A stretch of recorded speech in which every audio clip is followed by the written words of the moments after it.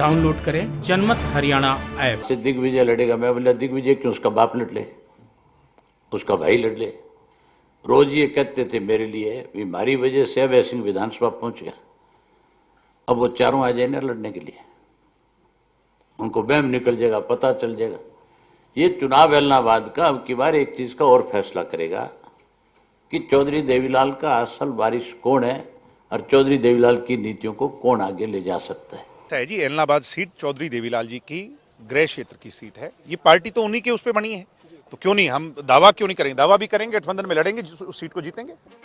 इलाहाबाद उपचुनाव की रणभेरी अभी बजने वाली है, लेकिन सियासी योद्धा तलवारें खींचकर तैयार बैठे हैं। अभी तक तो चौधरी देवीलाल का वारिस बनने की जंग चाचा भतीजे के बीच ही चल रही थी। इलाहाबाद की जोर आजमाइश से लग रहा था कि इस बार मुकाबला चुनावी नहीं, विरासत को लेकर होने जा रहा है। कांग्रेस इस जंग में अलग थलग पड़ती दिखाई दे रही थी, लेकिन विरासत की इस लड़ाई में कांग्रेस भी अब कूद चुकी है, वो भी पूरी तैयारी के साथ। इलाहाबाद से उसने चौधरी देवीलाल के ही परिवार के सदस्य को चुनावी मैदान में उतारने का मन बना लिया है, और वो चेहरा है चौधरी देवीलाल के बड़े भाई चौधरी साहब राम के पोती कैप्टन अमरदीप सिंह का। चौधरी देवीलाल के परिवार से सबसे पहले चौधरी साहब राम की राजनीति में आए थे। सन 1938 में वो संयुक्त पंजाब से असेंबली का चुनाव कांग्रेस से ही जीते थे। बाद में उनका परिवार कभी राजनीति में नहीं रहा। चौधरी साहब राम के पोते कैप्टन अमरदीप सिंह दिल्ली कांग्रेस के दिग्गज नेता और पूर्व विधानसभा अध्यक्ष डॉक्टर योगानंद शास्त्री के दामाद हैं। योगानंद शास्त्री आर्य समाजी और जाट लीडर हैं।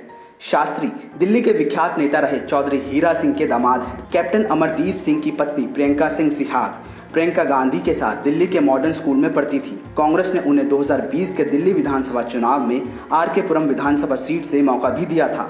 ये अलग बात है कि वो अपनी जमानत तक नहीं बचा पाई थी। इलाहाबाद उपचुनाव को लेकर ये सारे राजनीतिक पत्ते हरियाणा कांग्रेस अध्यक्ष कुमारी सैलजा ने बिछाए हैं, क्योंकि वो सिरसा जिले में पार्टी को मजबूत करना चाहती हैं और 2024 में सिरसा लोकसभा से वापस चुनाव लड़ना चाहती हैं। वैसे भी सैलजा सिरसा लोकसभा सीट से 2 बार सांसद पहले भी रह चुकी हैं। योगानंद शास्त्री और पूर्व सीएम भूपेंद्र सिंह हुड्डा के बीच मधुर संबंध हैं। ऐसे में वो अमरदीप सिंह की उम्मीदवारी का विरोध नहीं कर पाएंगे। अगर कांग्रेस अमरदीप सिंह को मौका देती है तो भरत बेनीवाल क्या करेंगे?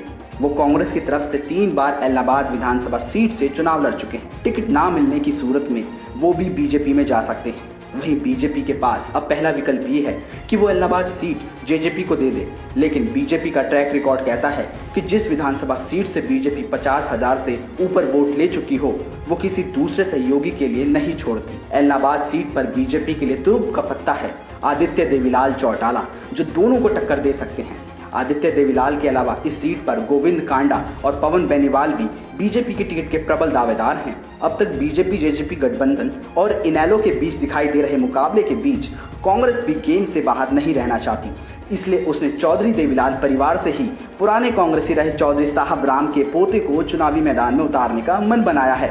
अब देखना ये है कि क्या कांग्रेस वास्तव में कैप्टन अमरदीप को मौका देती है, और अगर देती है तो क्या उसका ये दाव कामयाब हो पाएगा। देवीलाल कुनबे के बीच विरासत की तीखी जंग का गवाह एक बार फिल्म इलाहाबाद बनने वाला है, यह तो तय है। जनमत हरियाणा के लिए ऋषि पांडे की रिपोर्ट।